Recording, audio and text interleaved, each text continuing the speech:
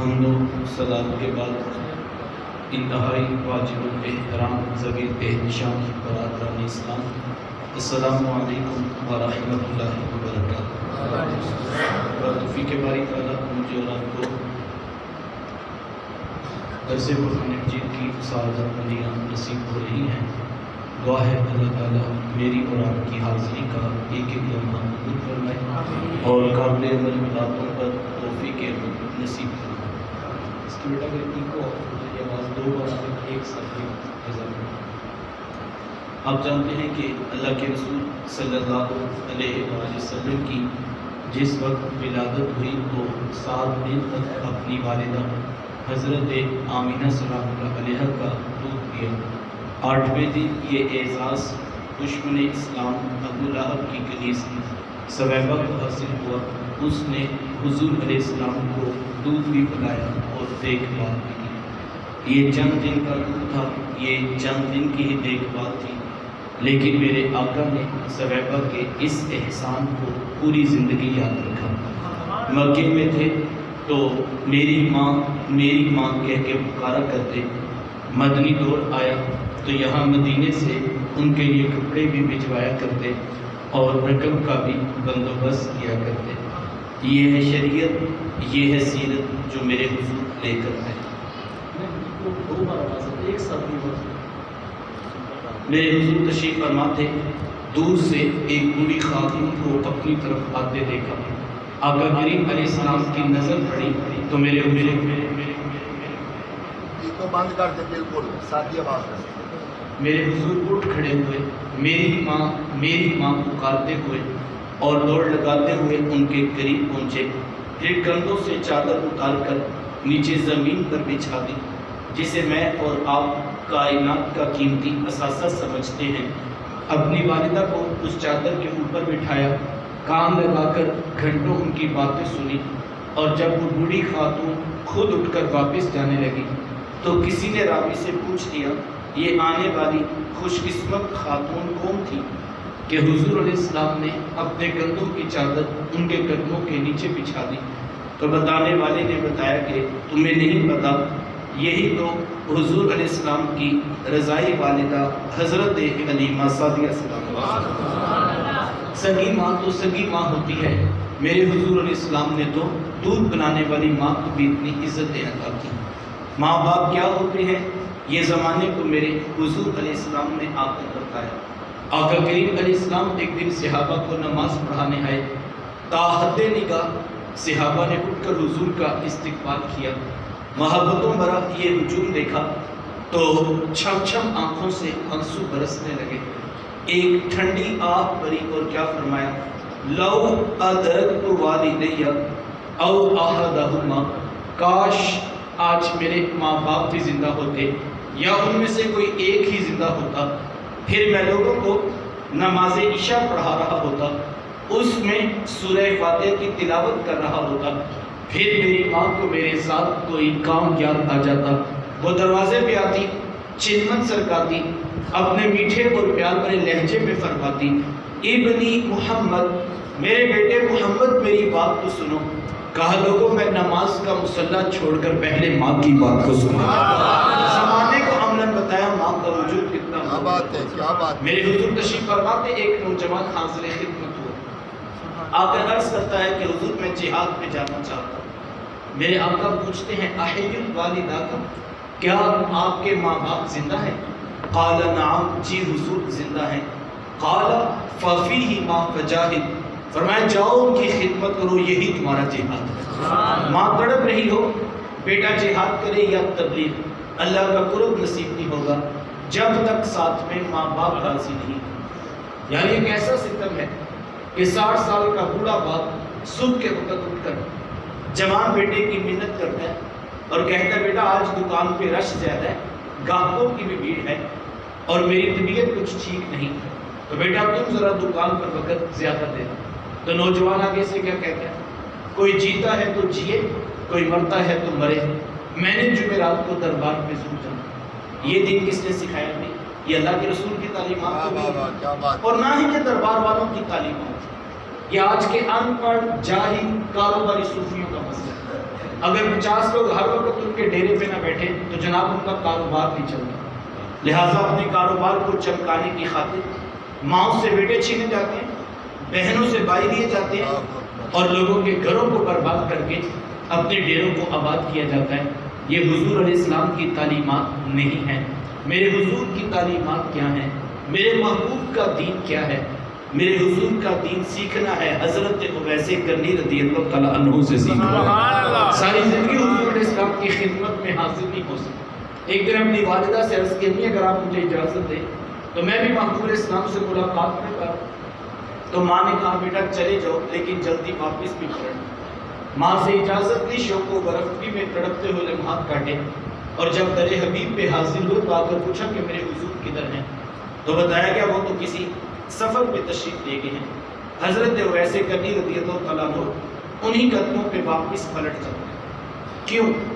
اس لیے کہ وہ یہ جانتے تھے کہ جس رسول کی یاد میں تڑپ رہا ہوں انہی کے کہنے پر ماں کی خدمت کر رہا ہوں، اور یہ ہو نہیں سکتا کہ میرے حضور میرے حالات سے بے خبر ہو۔ اور حقیقت بھی ایسے ہی تھی۔ اگر حضرت اویس کرنی رضی اللہ تعالیٰ عنہ یمن میں بیٹھے تڑپ رہے تھے تو یار مدینے کا حال بھی کچھ مختلف نہیں تھا۔ میرے آقا یمن کی طرف رخ دور کرتے ہیں، اپنی قبا کے بٹن کھولتے ہیں اور ٹھنڈی ٹھنڈی سانسیں بھرتے ہیں، اور حضور فرماتے لوگوں مجھے یمن سے یاد کی خوشبو آ رہی ہے۔ حضور کو اتنا پیار کرتے ہیں کہ بیٹھے یمن میں آپ کو یہاں خوشبو آ رہی ہے۔ حضور میں وہ میرے سے بڑا پیار کرتے ہیں۔ حضور اتنا پیار کرتے ہیں تو پھر ملاقات کے لیے کیوں نہیں ہے؟ تو حضور میں ان کی بوڑھی اور نابینا ماں ہے جن کی خدمت انہیں میرے حضور آنے سے روکے ہوئے ہے، اور کوئی چاہے نہ جا کر میرے اویس کو میرا سلام کہے اور اسے کہنا میری امت کی بخشش کی دعا بھی کرتا ہے۔ یہاں سے پتہ لگا جو ماں باپ کی خدمت کرتا ہے اس کی دعائیں قبول ہوتی ہیں۔ تو ماں باپ کو یہ مقام، یہ رتبہ، یہ عزت، یہ شرف، یہ منزلیں کہاں سے نصیب ہوئیں؟ مجھے کہنا دیجئے گا یہ صدقہ ہے آمینہ کے لال کا، یہ فیض ہے میلاد والے آقا کا، جنہوں نے اس قدر عزتیں آ کر ماں باپ کو۔ بیٹیاں کیا ہوتی ہیں یہ زمانے کو میرے حضور علیہ السلام نے آپ کو بتایا۔ آقا کریم علیہ السلام کی آمد سے قبل آپ تاریخ عرب اٹھائیں، جب کسی کے ہاں بیٹی پیدا ہوتی تو شرم سے اس کا منہ کالا ہوگا۔ عزت اور آبرو کو جانے کا ایک ہی راستہ ہوتا ہے کہ ظالم باپ ماں کی ممتا بھری گود سے پھول جیسی بیٹی چھینتا، گڑھا کھود کے دھکا دے کر اوپر مٹی ڈالتا۔ اگر کوئی باپ اتنا ظالم تھا، اتنا سفاک تھا، تو وہ اس قابل تھا کہ وہ معاشرے میں سر اٹھا کر جی سکتا ہے، اور اگر کسی کے ہاتھوں میں اتنی سخت نہیں کہ وہ اپنی زندہ بیٹی کا گلا دبا سکے تو وہ اس قابل نہیں تھا کہ معاشرے میں سر اٹھا کے جی سکے۔ یہ عرب معاشرہ ہے جس کو قرآن مجید فرقان حمید نے بھی بیان کیا ہے۔ وہ عملاً بیٹیوں کو ذبح کیا کرتے اور بہنوں کو زندہ درگور کر دیا کرتے۔ جس دور میں بیٹی ذبح کی جا رہی تھی، جس دور میں بہن زندہ درگور کر دی جاتی، میرے حضور اس دور میں کلمہ حق بلند کیا، اور حضور میں بیٹیوں کو ذبح کرنے والوں سن لو، فاطمہ تو بدعۃ منی، میری فاطمہ تو میرے جگر کا بھی ٹکڑا ہے۔ یہ کلمہ محبت بھی ہے، یہ کلمہ جہاد بھی ہے۔ لیکن آج میں یا آپ اپنی بیٹی یا بہن کے لیے کوئی پیار بھری بات کہے تو یہ بہت بڑی بات نہیں ہے۔ آج اس معاشرے میں بیٹی کی عزت ہے، آج اس معاشرے میں بہن کا وقار ہے۔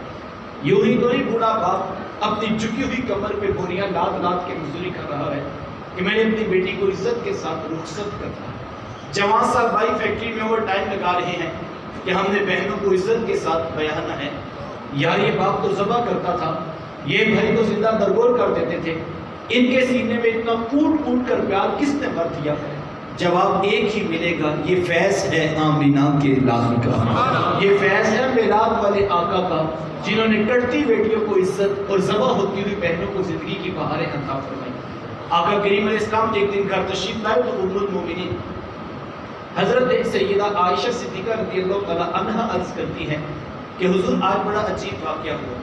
حضور میں آج کیا ہوا؟ عرض کی حضور ایک حبشیہ نیاد عورت آئی اور اس نے آ کر دروازے پر صدا لگائی۔ میں نے گھر میں تلاش کیا کہ کوئی چیز مل جائے تاکہ میں سائل کو صدقہ کروں۔ نبی کی چوکھٹ ہے، سائل خالی نہ جائے۔ حضور تلاش بسیار کے بعد مجھے صرف ایک کھجور ملی اور میں اس کو وہی صدقہ کر دیا۔ حضور نے اس کھجور کے 2 ٹکڑے کیے، ایک دائیں جانے والی بیٹی کو کھلا دیا اور ایک بائی جانے والی بیٹی کو کھلا دیا۔ بزرگ ماں خود بھوکی تھی، اس کا اپنا پیٹ بھی کمر سے لگا ہوا تھا، لیکن اس نے خود کچھ نہیں کھایا اور سب کچھ اپنی بیٹیوں کو کھلا دیا۔ یہ کہتے کہتے ام المومنین آپ دیدہ ہو گئے، آنکھوں میں آنسو آ گئے۔ تو حضور میں سنوں عائشہ، اگر کل قیامت کے دن ان بچیوں کی ماں کو جہنم میں جانے کا حکم ہو گیا تو یہ بیٹیاں درمیان میں آڑ بن کے کھڑی ہو جائیں گی کہ مالک ہم تو اپنی ماں کو جہنم میں نہیں جانے دیں گی، اللہ ان بچیوں کی سفارش قبول کر کے ان کی ماں کو جنت کی راحت عطا کرے گا۔ کہاں بیٹیاں باعث شرم و ننگوار سمجھی جاتی تھی تو کہاں بیٹیاں ہی دخول جنت کا سبب قرار پائیں۔ خود فرمایا جس کو اللہ نے 2 بیٹیاں یا 2 بہنیں عطا کی، پھر اس نے ان کی پرورش کی، ان کی تربیت کی، یہاں تک کہ ان کا نکاح کر دیا اور پھر پیچھے سے بھی اس نے خیر خبر رکھی، تو میرے حضور فرماتے اتنا خوش قسمت شخص ہے کل قیامت کے دن میرے اتنے قریب ہوگا جتنی یہ 2 انگلیاں آپس میں قریب۔ نعرہ تکبیر! یہ اعزاز کی تکلیف اس کو ملے گی جس نے بیٹیوں سے وفا کی ہوگی۔ بہنیں کیا ہوتی ہیں یہ زمانے کو اللہ کے رسول صلی اللہ علیہ وآلہ وسلم نے آ کر بتایا۔ آپ جانتے ہیں آقا کریم علیہ السلام کا نہ کوئی سگا بھائی تھا اور نہ کوئی سگی بہن۔ میرے حضور در یتیم ہیں، سینہ صدف میں اکیلے پرورش پانے والے موتی کو در یتیم کہا جاتا ہے۔ حضور بطن آمنہ میں اکیلے پرورش پائی ہے، لیکن جب رضاعت کا شرط عطا کرتے ہوئے میرے حضور حضرت حلیمہ سعدیہ سلام اللہ علیہ کے ہم تشریف لے گئے تو آپ جانتے ہیں کہ ان کی ایک بیٹی تھی جن کا نام شیمہ یا شیمہ بتایا جاتا ہے۔ وہ رشتے میں حضور علیہ السلام کی رضائی بہن لگتی تھی۔ قبیلہ بنو سعد کے رواج کے مطابق شام کو جب مائیں کھانا پکانے لگتی تو بہنیں اپنے بھائی گود میں اٹھا کر باہر کھلے میدان میں لے آتی۔ ہر بہن کی گود میں اس کا بھائی ہوتا اور وہ اپنے بھائی کے حسن کے قصیدے پڑھ رہی ہوتی۔ اگر کسی کے بھائی کا رنگ کالا ہوتا تو وہ کہتی رنگ کالا ہے تو کیا ہوا، میرے بھائی کے نقوش دیکھو کتنے خوبصورت ہیں، اس کی اٹھی ہوئی ناک، اس کی جیت جیسی خوبصورت آنکھیں تو دیکھو کتنی پیاری لگتی ہے۔ تو وہ نقوش کو معیار حسن قرار دیتی۔ اور اگر کسی کے بھائی کا رنگ گورا چٹا ہوتا تو وہ کہتی رنگ نہیں تو کچھ نہیں، حسن تو ہوتے ہی سارا رنگت میں ہے، میرے بھائی کا رنگ دیکھو کتنا گورا چٹا ہے۔ تو یہ بحث مباحثہ چل رہا ہوتا اور کوئی بہن بھی ہار ماننے کو تیار نہ ہوتی۔ اتنے میں ایک سم سے حضرت شیمہ اپنا ویر محمد اٹھا کر لے جاتی اور کہتی ذرا میرے ویر کا مقابلہ بھی تو کرو نا۔ وہ کہتے نہیں شیمہ تیرے ویر کا مقابلہ تو نہیں نا، تیرا تو ساروں کا ہی سردار لگتا ہے۔ تو میں آتا حضرت شیمہ کا سر فخر سے بلند ہو جاتا اور وہ حضور علیہ السلام کو سینے سے چمٹا دیتی اور دعا دیتی ربانا ابقی لنا محمدا، انشاءاللہ میرے ویر محمد کو نظر نہ لگے۔ آج میں دیکھ رہی ہوں بچوں کا سردار ہے، کل اپنی آنکھوں سے دیکھو جوانوں کا بھی سردار بنے۔ زندگی کے نیل و نہار گزرتے گئے، حضرت شیمہ کی شادی ہو گئی۔ مدنی دور کی کہانی ہے۔ اتفاق یہ ہوا کہ جس قبیلے میں حضرت شیمہ کی شادی ہوئی، حضور علیہ السلام کے صحابہ کی لڑائی اور جنگ اسی قبیلے کے ساتھ، ان کے کچھ بندے قتل کر دیے اور کچھ کو قیدی بنا کر صحابہ اپنے ساتھ لے آئے۔ عرب کے رواج کے مطابق قیدیوں کو چھڑانے کے لیے قوم کے سردار فدیہ اور فنڈ اکٹھا کرنے کے لیے نکلے۔ ہر دروازے پہ دستک دیتے اور فنڈ مانگتے۔ چلتے چلتے حضرت شیمہ کے دروازے پر بھی پہنچ گئے۔ دستک دی تو پوچھا کون؟ کہا قبیلے کے سردار ہیں، فنڈ اکٹھا کر رہے ہیں، تم بھی اپنا حصہ ڈالو۔ پوچھا یہ فنڈ کس لیے اکٹھا کیے جا رہے ہیں، یہ رقم کیوں جمع ہو رہی ہے؟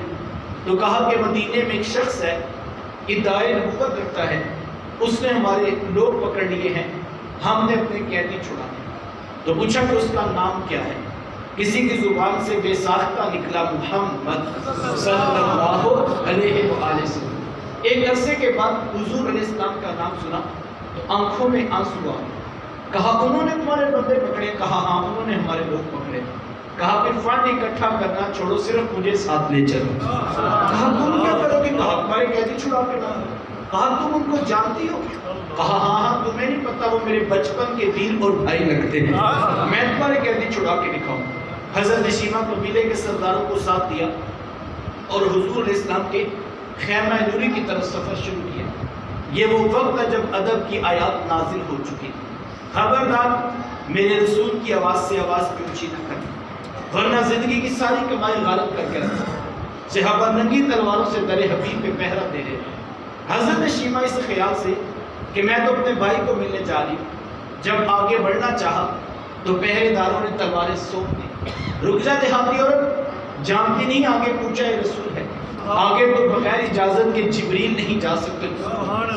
روایت میں آتا ہے جب راستہ روک دیا گیا، تلواریں سونپ دی گئی، تو حضرت شیما نے یوں ہاتھ سے تلوار کو جھٹک کے کہا خلو سبیلی وعلموا انا اخت نبیکم، کہا میری راہیں چھوڑ دو، جانتے نہیں میں تمہارے نبی کی باجی اور بہن لگتی ہوں۔ یہ آواز کانوں میں پڑی تو صحابہ کی آنکھوں پر پلکوں کی چمٹیں آ گئی، نگاہیں نیچی کر لی، تلواریں پیچھے ہٹا لی۔ حضرت شیما پورے پروٹوکول سے حضور علیہ السلام کے خیمہ نور میں داخل ہوئی۔ میرے حضور جب دور سے بہن کو آتے دیکھا، حضور اٹھ کر استقبال کیا، مرحبا خوش آمدید پیش کرتے ہوئے فرمایا میری بہن آج کدھر کو آنا ہوا؟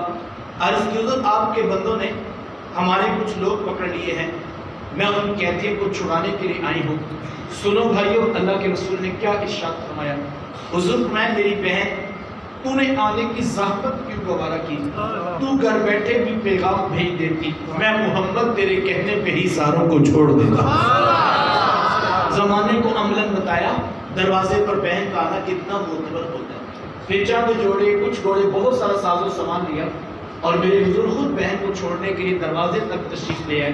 صحابہ نگاہیں نیچی کیے، محبوب علیہ السلام کے ادب پہ کھڑے تھے۔ حضور میں صحابہ میں جب بھی قیدی چھوڑا کرتا ہوں پہلے تم سے مشاورت کیا کرتا ہوں، آج پہلا موقع ہے میں قیدی بھی چھوڑ رہا ہوں اور میں نے مشورہ بھی نہیں کیا ہے۔ عرض کی اے بندہ نواز، آپ مالک کل کائنات ہیں، آپ جو چاہیں کریں، ہم کون ہوتے ہیں بلا درمیان میں مشورہ دینے والے، لیکن حضور جی اتنا تو بتائیے آج کون سی خاص بات تھی کہ آپ نے مشورہ کرنا بھی ضروری نہیں سمجھا؟ حضور میں صحابہ آج میرے دروازے پہ میری بہن آ گئی تھی، اور جب بہنیں دروازے پہ آ جائیں اللہ کا رسول انہیں خالی نہیں موڑا کرتا۔ زمانے کو عملاً بہن کا رشتہ میرے محبوب علیہ السلام کی دہلیز سے ملا ہے۔ توجہ چاہوں گا، جس دور میں بیٹی ذبح کی جا رہی تھی، جس دور میں بہن زندہ درگور کر دی جاتی، جس دور میں ماں جیسا رشتہ بھی منڈیوں اور بازاروں میں بک جاتا تھا، اس دور میں بیوی کی کیا حیثیت ہوگی؟ جبکہ آج کے اس تہذیب یافتہ دور میں بھی کچھ لوگ بیوی کو پاؤں کا جوتا خیال کرتے ہیں۔ یہ زمانہ جاہلیت کی بات ہے۔ آقا کریم علیہ السلام نے ازواج مطہرات کے ساتھ جو حسن سلوک کی داستانیں رقم کی ہیں، زمانہ ان کی مثال نہیں لا سکتا۔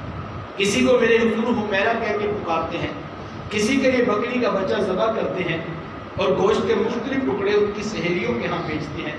حضور کثرت کے ساتھ حضرت خدیجہ الکبریٰ رضی اللہ تعالیٰ عنہا کا ذکر کیا کرتے ہیں۔ حضرت سیدہ عائشہ صدیقہ رضی اللہ تعالیٰ عنہ فرماتی ہیں کہ میرا جو ان سے رشتہ تھا، ایک دن میری زبان سے یہ ساختہ نکل گیا کہ حضور اللہ نے آپ کو بہتر ازواج عطا کی ہیں اور آپ ابھی تک اس بوڑھی عورت کا ذکر نہیں چھوڑتے۔ فرماتے ہیں حضور کے چہرے پہ جلال آ گیا اور حضور میں اے عائشہ مجھے خدیجہ کے بارے میں تکلیف نہ دو، جب پورے مکے نے میرا انکار کیا تھا ایک خدیجہ تھی جس نے میرا اقرار کیا۔ ہم اسے کیسے بلا سکتا ہوں جب زمانہ میری مخالفت کر رہا تھا لیکن خدیجہ میرے سے محبت کی دعویدار تھی۔ فرماتی پھر میں نے ہمیشہ محبتوں کا اظہار کیا اور یہی حضرت خدیجہ الکبریٰ رضی اللہ تعالیٰ عنہا ہے۔ جب ان کا وقت آخر قریب آیا تو حضرت سیدہ فاطمہ الزہرا رضی اللہ تعالیٰ عنہا کو بھیجا اور کہا بیٹا جاؤ جا کر حضور علیہ السلام سے چادر رحمت مانگ لو۔ سیدہ حاضر خدمت ہوئی اور آ کر عرض کی کہ میری والدہ چادر مانگ رہی۔ آقا کریم علیہ السلام نے چادر بھی اتار کر پیش کر دی اور ساتھ فرمایا بیٹا اپنی والدہ سے پوچھو یہ چادر کیا کرنی ہے۔ یہ کہتے کہتے میرے حضور بھی ساتھ تشریف لے آئے اور حضور میں خدیجہ تمہیں چادر کیا کرنی ہے؟ عرض کیا حضور مجھے جو بخار ہے لگتا یوں ہے کہ جان لیوا ثابت ہوگا، میری آرزو یہ ہے کہ مجھے کفن ملے تو آپ کی چادر رحمت ہوگی۔ یہ حضور علیہ السلام کی سیرت کا کتنا بڑا حوالہ ہے کہ بیوی آرزو کا نہیں ہے، اگر مجھے شوہر کی چادر میں کفن مل جائے تو یہ رب کے حضور میری بخشش کی ضمانت ہوگی۔ حضور علیہ السلام نے چادر بھی اتار کر پیش کر دی اور ساتھ تاریخ ساز جملہ ارشاد فرمایا خدیجہ تو نے تو صرف چادر مانگی ہے، لو ارتی جلدی لآتیتکی، کہا اگر تو مجھ محمد کی جلد بھی مانگتی میں وہ بھی اتار کے پیش کر دیتا۔ زمانے کو رشتوں کا تقدس میرے حضور علیہ السلام کی تحریر سے ملا ہے۔ وقت سمٹ گیا صاحبوں، یہ وہ محبتوں کا دین ہے یہ وہ الفتوں کا پیغام ہے، یہ وہ جوڑنے والی تعلیمات ہیں جو لے کر میرے حضور اس کائنات میں جلوہ فراز ہوئے۔ ہم حضور علیہ السلام کی آمد کی خوشی میں گھروں میں چراغاں کر رہے ہیں، کمکمے روشن کر رہے ہیں، جھنڈا لگانے کی تیاریاں ہیں، جھنڈے نصب کیے جائیں گے، مٹھائیاں اور دیگیں بانٹی جائیں۔ یہ سب محبتوں کے رنگ ہیں، اس میں برکت ہی برکت ہے۔ وہ تو پتہ نہیں کتنا نادان شخص ہے جو اس عنوان پہ الجھ پڑے۔ میں تو صرف ایک سادہ سی بات کہتا ہوں، یار مجھے یہ بتاؤ، اگر حضور علیہ السلام کی آمد کی خوشی بھی نہیں منانی تو یار پھر کائنات میں خوشی بچتی کون سی ہے؟ خوشی ہوتی کیا ہے؟ ذرا حضرت انسان ہمیں بھی تو بتائے کہ اس کے ساتھ خوشی کا تعلق کون سا ہے؟ ذرا 1400 سال قبل پیچھے پلٹ کر تو دیکھے انسان کی حیثیت کیا تھی۔ کبھی یہ سورج کو پرستش کرتا دکھائی دیتا ہے، کبھی یہ چاند کے آگے پیشانی ٹیکتا ہے، کبھی یہ اپنے ہاتھوں سے بت بنا کے اس کے آگے ماتھا رگڑ رہا تھا۔ اس انسان کی تو زندوں کی کہانی حضور کی آمد سے قبل یہ ہے کہ کبھی یہ سانپ کی پرستش کرتا ہے تو کبھی کیچوے کو اپنا معبود گردانتا ہے۔ پیدا ہوتے بیٹی ماں کی گود سے چھین کر دھکا دے کے اوپر مٹی ڈالنے والا، کیا اس کے پاس خوشی کا کوئی تصور تھا؟ بہن کو ذبح کر دینے والا بھائی، کیا اس کے پاس کوئی خوشی کا تصور تھا؟ منڈی کے اندر جا کے ماں کو بیچ کر آنے والے، اے حضرت انسان تیرے پاس کوئی خوشی کا تصور تھا؟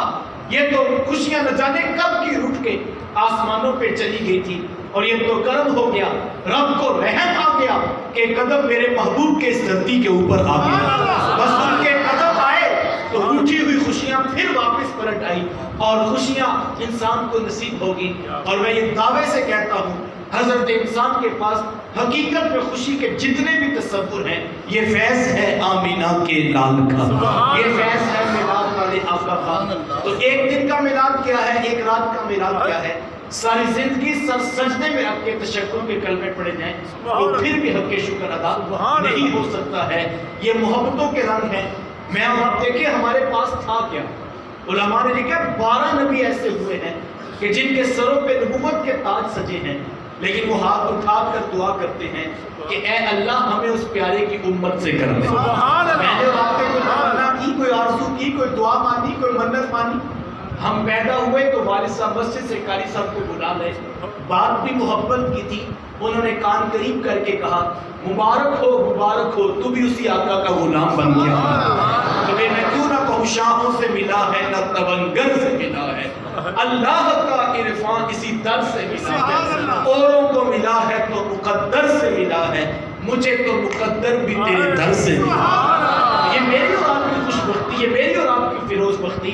یار معبود کو کوئی کسی کو دیکھنے نہیں دیتا ہے، کتنا کرم ہوا کہ اللہ نے ہم کموں کو اپنا محبوب ہی عطا کر دیا، اور اتنے بلندیوں کے حامل کہ جن کے پیچھے سارے نبی ہاتھ باندھ کے کھڑے ہو جاتے ہیں۔ اور میں تو کہتا ہوں یہاں پہ تو جھنڈیوں کا جھگڑا بنا ہے، میں کہتا ہوں یہ کاغذ کی جھنڈیاں بھلا ان کا کیا استقبال کریں گی جن کے پیچھے سارے نبی ہاتھ باندھ کے کھڑے ہو جاتے ہیں؟ یہ کاغذ کی جھنڈیاں بھی بھلا کوئی استقبال ہے؟ یہاں تو کاغذ کی جھنڈیوں پہ لوگ الجھ پڑے۔ میں تو کہتا ہوں میاں انسان اتنے ہیں، یہ کاغذ کی جھنڈیاں کیا ہیں؟ اگر دل کاٹ کے محبوب کی راہوں میں رکھ دیا ہے تو پھر بھی نہیں۔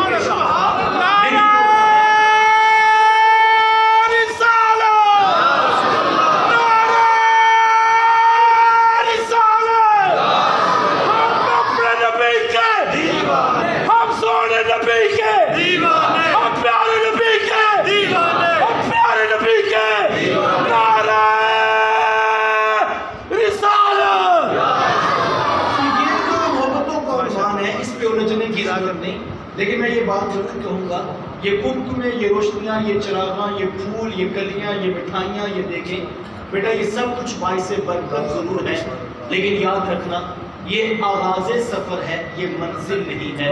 منزل میرے حضور کی ذات ہے، منزل میرے محبوب کا پیغام ہے، منزل ان کی سیرت ہے۔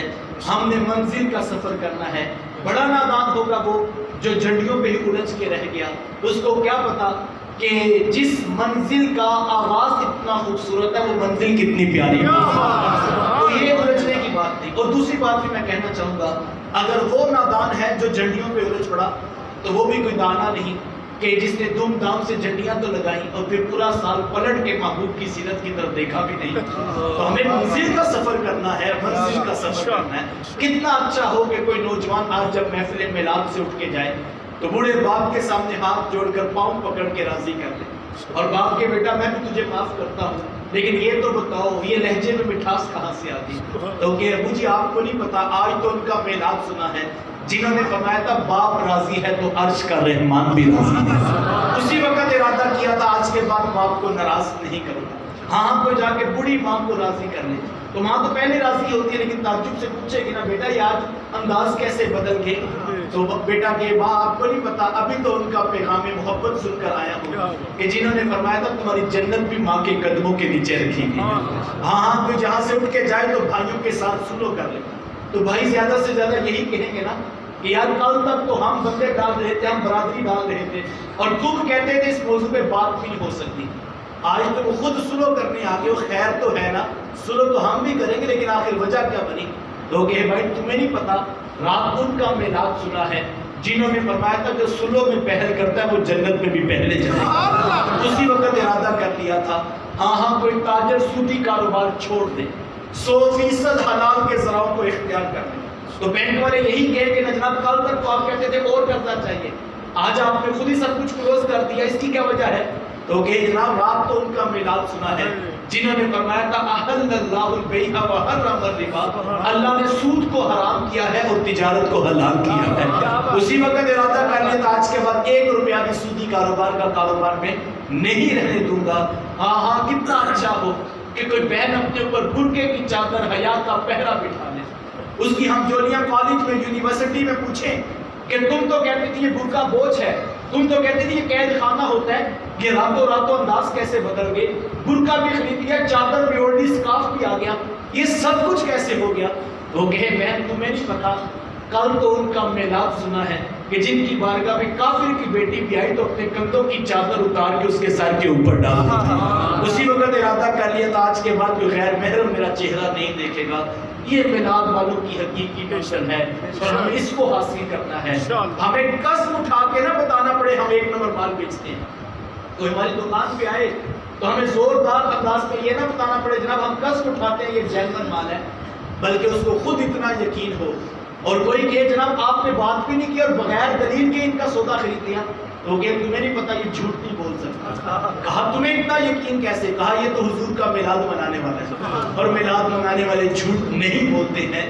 سر سے لے کر پاؤں تک, صبح سے لے کر شام تک میں نے اور آپ نے اپنے کردار کو دلیل بنانا ہے اور لوگوں کے سامنے حضور اسلام کے آداب معاشرت پیش کرنے ہیں. میں اپنی ساری بات کو 2 جملوں میں کہہ کر مکمل کروں تو میرے استاد مکرم فرمایا کرتے ہیں کہ بیٹا یہ نہ ہو کہ لوگ تم سے پوچھیں کہ تم کون ہوتے ہو اور تم پاسپورٹ سے مذہب کا کھانا دکھاؤ کہ یہ دیکھیے اسلام لکھا ہے ہم مسلمان ہوتے ہیں. کہا نہیں بیٹا, نہ کسی کو پوچھنا پڑے نہ کسی کو بتانا پڑے. تم دور سے آ رہے ہو, تمہاری وضع قطع, شکل و صورت, چال ڈھال, انداز معاشرت, طرز زندگی اتنا خوبصورت ہو کہ لوگ مسکرا کے کہے وہ دیکھیے میلاد والے آقا کا امتی آ رہا. یہ میری اور آپ کی منزل ہے اور آپ نے اس کو حاصل کرنا ہے. ان کی ہر سنت ہو ثاقب جان و دل سے بھی عزیز, ان کی ہر سنت ہو ثاقب جان و دل سے بھی عزیز. مصطفیٰ کی ذات میں یوں فنا ہو جائیے, مصطفیٰ کی ذات میں یوں فنا ہو جائیے. اللہ مجھے آپ کو توفیقات عمل نصیب فرمائے.